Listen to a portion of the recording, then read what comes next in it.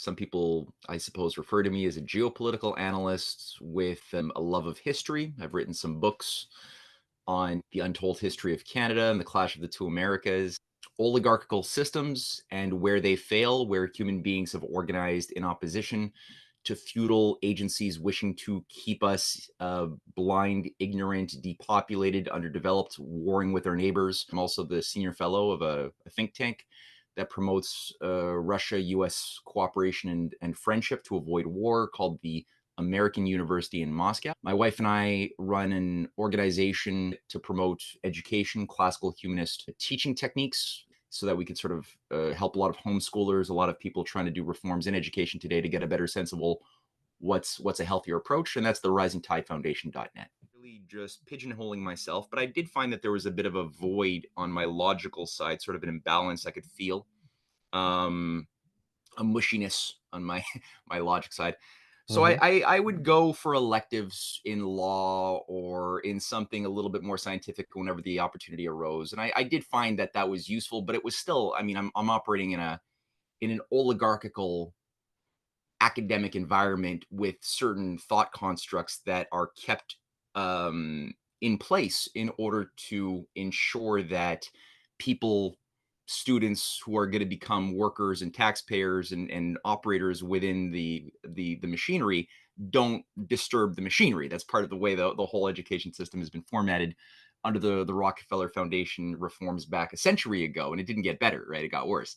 Hmm. So I did get a sense that there was something wrong because in the arts world, there was this disdain for using reason. Like I would get professors in fine arts failing me because at different times I was trying to communicate a thought, a moral value that I had in my head through my Hmm. art.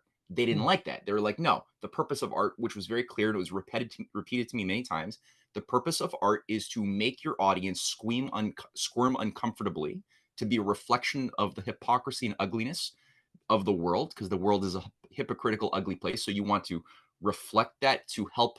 I guess you could think of it as a maybe justified as a form of activism, that you're going to help the world see why they're hypocritical. And so there's a cult of ugliness built up. But in my mind, it didn't feel right because I'm like, am I not part of the problem if I'm just making art that's disturbing? Am I not, how am I helping to make the world more just? If you know, so that was a problem, but I didn't know Just how to and resolve it. beautiful, no? This And the good beautiful, and the ideally. beautiful classic kind of, I think, is where your morals are also are. And you I think you also Yeah. posted that X, the CIA psyop of the Uh, action painting, no, and the modern art and yeah, all this. You could yeah, say there is even some conspiracy theories that it was influenced by the communists, maybe communist infiltration, or the socialists, wherever you want to see them. The CIA, they want to degenerate and kind of make art ugly, and it's kind of like a joke to make to destroy the sense of beauty, no? yeah. Good, well said. But I would say it wouldn't. It's not exactly a communist thing as it's often treated. It's Hmm. more subtle than that because there's a specific breed of feudalists who emerged onto the scene in the late 19th century, who created a specific strain of feudal socialism. So not all socialism is feudalism, but this particular grouping in here, of course, I'm referring to the Fabian Society, the British imperial mystics who often colluded with various theosophists as well in secret societies back in the 1870s, 1880s, who reorganized their systems and gave rise to the Fabian Society. They nominally called themselves socialists, but they all hated humanity. They all wanted less humans.